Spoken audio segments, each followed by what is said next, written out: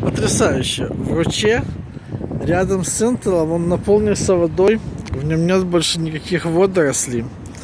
И теперь в нем плавают большие рыбы и они играются. То есть у них типа брачный сезон. Сейчас мы их вот в кадре не видны. Вот такие вот большие рыбы. Потрясающе.